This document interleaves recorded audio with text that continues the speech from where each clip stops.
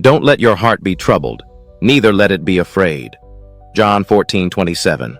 Worry is a silent thief. It slips into your mind, stealing your time, draining your energy, and dimming your potential. It whispers doubts, magnifies fears, and paralyzes you before you can take a single step forward. But here's the truth. Worry doesn't fix tomorrow, nor does it solve today. It only robs you of the present moment, the only place where life truly happens. To live a life of purpose, progress, and fulfillment, you must learn to replace worry with something far more powerful: action, discipline, vision, gratitude, learning, faith, and resilience. In this message, I'll guide you through how to do this with real-world examples, specific action points, and practical strategies to ensure you take control of your mind and your life. Let's build a framework that not only silences worry, but transforms it into fuel for growth. Recognize worry for what it is.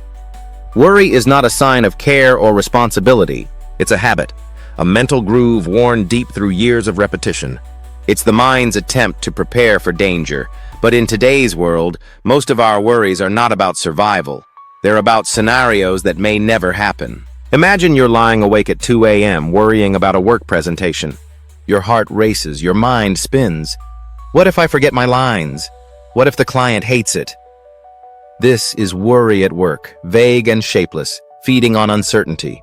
The first step to overcoming it is to recognize it as a thought pattern, not a truth. Take the example of Emily, a graphic designer who worried constantly about missing deadlines. Her anxiety was so intense that she procrastinated, which only made her fears worse. One day, she decided to confront her worry head-on. When she felt that familiar panic, she paused and asked, "What exactly am I afraid of?" She realized her fear was not just about missing a deadline, but about being seen as unreliable by her team. By naming it, "I'm afraid I'll lose my team's trust," she stripped the worry of its vague power. It became a problem she could address, not a monster she couldn't fight. Action point. Carry a small notebook or use a notes app on your phone. The moment worry strikes, write down the specific fear. Be precise. Instead of, "I'm worried about work," write, "I'm afraid I'll mess up the sales pitch and lose the deal." Next to it, write one actionable step to address it. For Emily, it was, "I'll spend 30 minutes outlining my project tonight." This simple act shifts your mind from spiraling to solving. Do this daily for a week, and you'll notice worry losing its grip as you train your brain to focus on solutions. Replace worry with action. Worry thrives in inaction. The longer you dwell on a problem, the bigger it grows. The antidote is action, deliberate, focused effort. You can't control everything, the economy, other people's opinions, or unexpected setbacks. But you can control your choices, your effort, and your attitude. Action doesn't have to be grand. Small steps compound into big results. Consider Sarah, a 30-year-old office administrator who worried about her stagnant career. She felt trapped in a job with no growth, but her anxiety kept her from acting. One evening, instead of scrolling social media, she took one step. She updated her resume. It took an hour, but that action sparked momentum. She sent it to a friend for feedback, who connected her with a recruiter. Within months, Sarah landed a role as a project coordinator with better pay and opportunities. That one small action broke the cycle of worry and set her on a new path. Or think about David, a college student worried about failing his calculus course. His fear kept him from studying. He'd freeze, overwhelmed by the thought of failure. One day, he decided to act. He spent 15 minutes reviewing a single chapter. That small win gave him confidence to tackle another, then another. By the end of the semester, he passed with a B. Action, no matter how small, redirects your energy from fear to progress. Action point. Identify one worry today: finances, health, relationships, or career. Ask, what's one small step I can take right now? If you're worried about debt, download a budgeting app like YNAB or Mint and track your spending for 1 week. If it's health, commit to a 15-minute walk every day for 7 days. If it's a relationship, write a short, kind note to someone you've been distant from. The key is to start immediately, even if the step feels tiny. Write down your action, do it, and note how it feels. Repeat daily for a month and watch how momentum builds. Build discipline to starve worry. Worry loves chaos. When your days lack structure, your mind fills the void with doubts and what-ifs. Discipline is your shield, a framework that gives you control. It's not about perfection, it's about consistency, showing up even when you don't feel like it. Discipline turns intentions into habits, and habits starve worry. Take John, a freelance writer who worried about his inconsistent income. He'd work in bursts, then panic when clients were scarce. He decided to impose structure: 6 to 7 a.m. for pitching new clients, 9 a.m. 12 p.m. for writing, 7 8 p.m. for marketing his services. At first it felt restrictive, but within weeks he had more clients and less anxiety. His discipline didn't eliminate uncertainty, but it gave him a sense of agency. He wasn't at the mercy of worry anymore, he was building his future. Or consider Lisa, a single mother worried about balancing work and parenting. Her days were a blur of reacting to crises, leaving her exhausted and anxious. She started small. Every evening she spent 10 minutes planning the next day's priorities. She'd write 3 tasks, like finish the budget report, help Tim with homework, and 30 minutes of self-care. This simple routine gave her clarity. She wasn't perfect, but she was consistent, and that consistency reduced her stress. Action point: create a daily framework. Each evening, write down 3 specific priorities for the next day. Not vague goals, but tasks like draft 500 words for my blog, run 2 miles, or call a potential client. Protect these like appointments. Use a timer for 25-minute focus blocks, Pomodoro technique, to stay on track. If you miss a day, don't dwell, start again tomorrow. Track your consistency for 2 weeks, noting how it feels to follow through. Discipline builds trust in yourself, and trust silences worry. Craft a vision to guide you. Worry often stems from a lack of direction. Without a clear goal, every bump feels like a catastrophe. A vision, a vivid picture of where you want to go, gives you a compass. It turns obstacles into challenges, not dead ends. Your vision doesn't need to be perfect, but it must be clear and yours. Maria, a 40-year-old laid off from her corporate job, was consumed by worry about her future. She felt lost, fearing she'd never regain stability. Over a weekend, she sat down and wrote her vision: to own a small bakery in 5 years. She imagined the smells, the customers, the pride of creating something.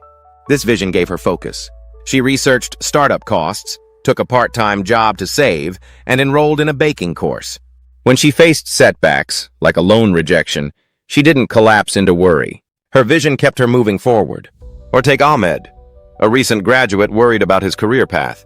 He saw peers landing jobs while he felt directionless. He defined his vision: to work in renewable energy, contributing to sustainability. He didn't have the job yet, but this clarity led him to volunteer at a local environmental nonprofit, where he gained skills and connections. His vision turned worry into purpose. Action point: write a 1-page vision for your life. Answer: what do I want my life to look like in 5 years? Cover career, health, relationships, and lifestyle. Be specific, like, I want to be a remote software developer, live in a mountain town, and run a marathon. Don't censor yourself. Dream big, but make it clear. Review it weekly. When worry creeps in, ask, does this align with my vision? If not, let it go. Update your vision every 6 months to reflect your growth. Stop comparing, start growing. Comparison is worry's fuel. You see a colleague's promotion, a friend's perfect vacation photos, or a stranger's curated life on social media, and suddenly you feel behind. Their success doesn't diminish you, but worry makes you think it does. The only competition that matters is with yourself. Be better than you were yesterday.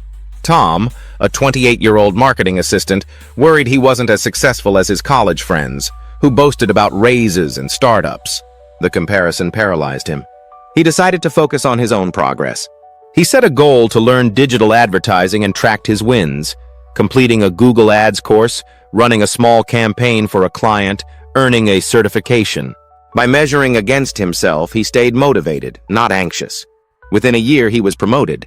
Or consider Rachel, a stay-at-home mom who worried she'd fallen behind her career-driven peers. She felt invisible, comparing her days to their LinkedIn updates. She started small. She took an online photography course and began posting her work. Instead of comparing, she celebrated her growth, her first paid gig, her first 100 followers. Her confidence grew, and so did her opportunities. Action point: start a progress journal. Each evening, write one thing you did well that day, finished a task, learned something new, showed kindness. For example, I presented my idea in the team meeting. Review it monthly to see your growth. When you catch yourself comparing, redirect to your journal. Limit social media to 30 minutes daily for a week, and notice how your mindset shifts. Focus on your path. Cultivate gratitude to reframe worry. Gratitude is a powerful antidote to worry. It's hard to be anxious when you're counting your blessings. Gratitude doesn't deny problems. It shifts your perspective, grounding you in what's good. It reminds you that life, even with its challenges, is a gift. Lisa, a teacher overwhelmed by work stress, felt worry consume her. She started a simple habit. Every night, she wrote 3 things she was grateful for, like her students' enthusiasm, a supportive colleague, or a quiet evening. This practice didn't erase her workload, but it made it feel manageable. She began to see her challenges as part of a larger, meaningful life. Or take Mark, a small business owner worried about cash flow during a slow season. He felt trapped, fearing bankruptcy. He began listing 3 things daily that kept him grounded: a loyal customer, his team's dedication, a sunny day. This habit helped him stay calm, think clearly, and find creative solutions like offering a new service that boosted revenue. Action point. Every morning or night, write down 3 things you're grateful for. Be specific. My neighbor's help with groceries. A productive work call. A good book. Do this for 30 days. If you struggle, start small. A warm shower, a working phone, a safe home. Review your list weekly to see how it shifts your focus. When worry hits, read your list to ground yourself. Try expressing gratitude to someone. Write a thank you note or tell a friend you appreciate them. Notice how this feels. Learn to conquer the unknown. Worry often stems from ignorance, fear of what you don't understand. The unknown feels like a void and worry rushes to fill it. The solution is knowledge. By learning, you shrink the unknown, turning fear into confidence. Every step you take to understand a problem reduces its power. Alex, a sales rep terrified of public speaking, worried about presenting to clients. His fear kept him silent in meetings, stunting his career. He decided to learn. He watched TED Talks, read Talk Like TED, and practiced in front of a mirror. He joined a local Toastmasters club, starting with short speeches. Each step reduced his fear. Within 6 months, he was leading client pitches with ease. Or consider Priya, a new manager worried about leading her team. She felt out of her depth, fearing she'd lose respect. She read The First 90 Days, took an online leadership course, and asked a mentor for feedback. Each lesson built her confidence. When challenges arose, she didn't panic. She applied what she'd learned, like active listening to resolve a team conflict. Action point. Identify a worry tied to a skill or knowledge gap. Public speaking, coding, parenting. Find one resource, a free YouTube tutorial, a library book, or an online course on platforms like Coursera or Khan Academy. Spend 30 minutes this week studying, then practice once. Give a 1-minute speech, code a simple program, or try a parenting technique. Track your progress for a month, noting how your confidence grows. Choose your environment wisely. Worry is contagious, but so is courage. The people around you shape your mindset. Negative people amplify your fears, while positive ones lift you up, challenge you, and remind you of your potential. Your environment is a choice. Choose it carefully. Emma, an aspiring entrepreneur, worried her startup would fail. She used to vent to friends who fueled her doubts, saying, "It's too risky." She decided to change her circle. She joined a local startup meetup and connected with founders who shared her drive. Their optimism and advice on funding, marketing, pivoting kept her focused. Her startup didn't succeed overnight, but she stayed motivated. Or take Carlos, a student worried about his grades. His old study group complained constantly, making him feel hopeless. He joined a new group of students who were serious about learning. They shared notes, quizzed each other, and celebrated small wins. His grades improved, and so did his outlook. Action point. List the 5 people you spend the most time with. Do they inspire or drain you? Seek one positive influence this month, a mentor, a colleague, a community. Join a local group, Toastmasters, a running club, or an online forum, Our Entrepreneur, or Get Motivated. Limit time with negative people. Politely decline one draining hangout this week. Notice how your energy shifts. Master your time. Worry tricks you into thinking you're running out of time. You're not. You have 24 hours each day just like everyone else. The difference lies in how you use them. Prioritize ruthlessly, protect your time, and worry will fade as you focus on what matters. David, a manager, worried about balancing work and family. He felt stretched thin, always behind. He audited his time for a day and saw he spent 2 hours on social media. He cut it to 30 minutes, using the extra time to play with his kids and plan his workday. He set a boundary, no emails after 7 p.m. His stress dropped, and he felt present. Or consider Aisha, a freelancer worried about meeting client demands. Her days were chaotic, jumping between tasks. She started time blocking, 9:11 a.m. for writing, 1 to 2 p.m. for emails. She said no to low-value gigs, focusing on high-impact work. Her productivity soared and her anxiety plummeted. Action point. Track your time for one day using a notebook or an app like Toggle. Note every 30-minute block. Identify one time waster, social media, TV. Replace it with a priority. 30 minutes of exercise, reading, or planning. Say no to one low-value task this week, a meeting you don't need, a favor that overextends you. Track how this feels for 7 days. Embrace faith to silence. Doubt. Faith, whether in yourself, a process, or something greater, is a shield against worry's cousin, doubt. It's not about blind optimism. It's about trusting that consistent effort will lead somewhere. Faith gives you the courage to act when worry says stop. Rachel, an aspiring novelist, worried her book would never be good enough. She could have quit, but she leaned on faith in her work ethic. She committed to 500 words daily, trusting the process. Some days were awful, but she kept going. A year later, she had a draft. Her faith didn't eliminate bad days, it carried her through them. Or take James, a marathon runner worried about finishing his first race. Injury and doubt plagued him. He trusted his training plan, built over months. On race day, he focused on each mile, not the finish line. He crossed it, slower than planned, but proud. Faith kept him moving. Action point. Write a one-sentence affirmation. I trust that steady effort will lead me to my goals. Say it daily, especially when worry creeps in. Before a challenge, a presentation, a tough talk, say, I trust my preparation will carry me through. Act despite doubt. Track how this feels for 2 weeks. Turn setbacks into lessons. Setbacks are inevitable, and worry loves to pounce on them. But failures are not the end, they're feedback. They show you what to adjust, where to grow. Resilience is built by acting, learning, and moving forward, not by dwelling on what went wrong. Mike's first business, a coffee cart, failed within a year. He worried he wasn't cut out for entrepreneurship. Instead of giving up, he analyzed the failure. Poor location, weak marketing. He took a free online marketing course and worked part-time to save. His next venture, a food truck, thrived. Failure didn't define him, it taught him. Or consider Sophia, a student whose college application was rejected. She worried she'd never get into a good school. She sought feedback, improved her essay, and applied to other programs. She was accepted with a scholarship. The rejection wasn't a verdict, it was a redirect. Action point. Recall a recent setback, a missed goal, a rejection. Write down one lesson it taught you. For example, my failed pitch showed I need better data. Take one step to apply it. Research stronger stats, practice a new approach. Act within a week. Track your progress for a month, noting how setbacks become stepping stones. Care for your body. Worry thrives in a tired, stressed, unhealthy body. A strong body supports a strong mind, giving you the energy to face challenges.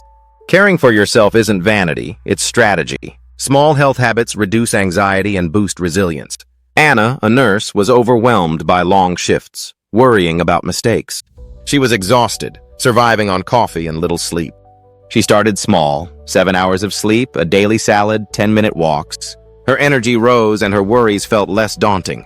She wasn't perfect, but she was stronger. Or take Raj, a programmer worried about burnout. He sat all day, ate junk food, and felt sluggish. He began stretching for 5 minutes hourly, drinking water, and walking 15 minutes daily. His focus improved and his anxiety eased. Small changes compounded. Action point. Choose one health habit this week. Sleep 30 minutes earlier, replace one soda with water, or walk 10 minutes daily. Track it for 7 days.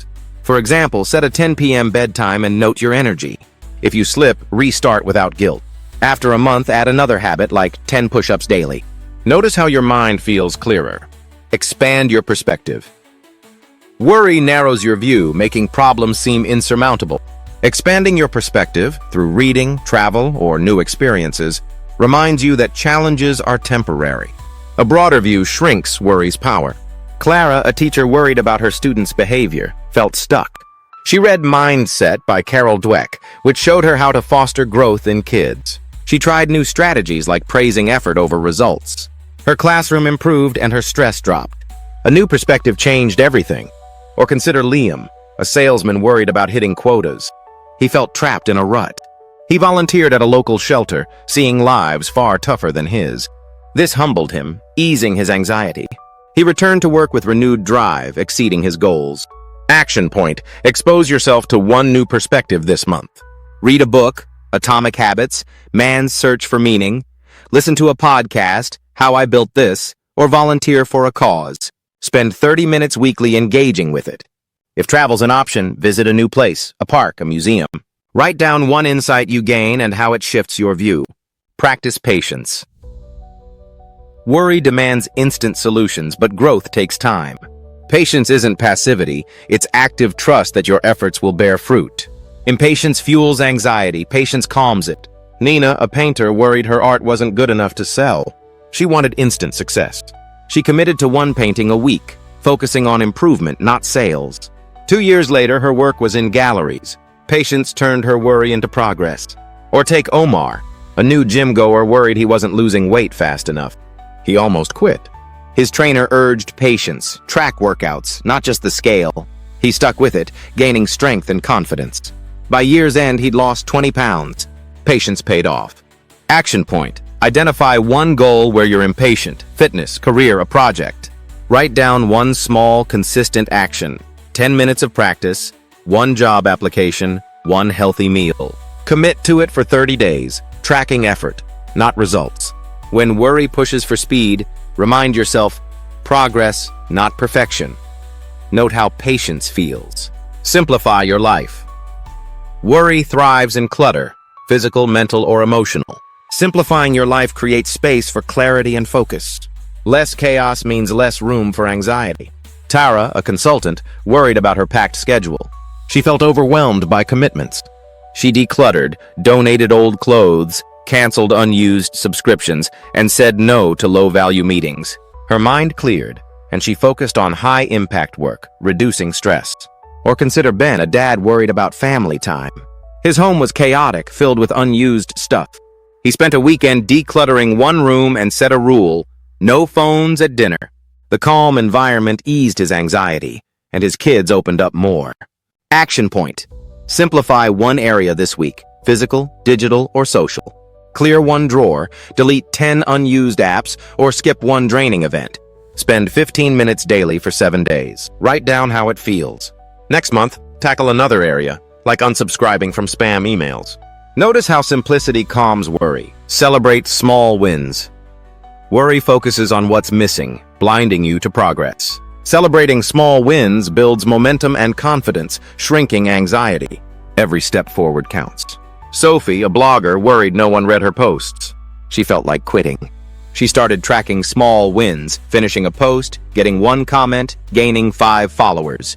Each win fueled her drive. Within a year, her blog had thousands of readers.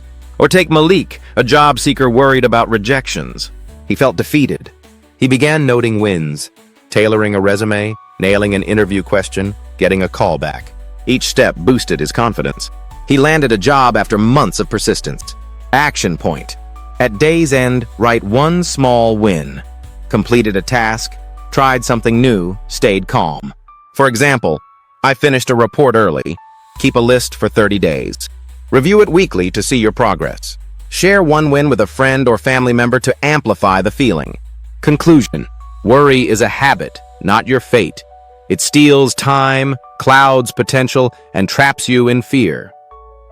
But you can replace it with action, discipline, vision, gratitude, learning, faith, resilience, and more. Stop worrying about what might go wrong and start doing what will make things right.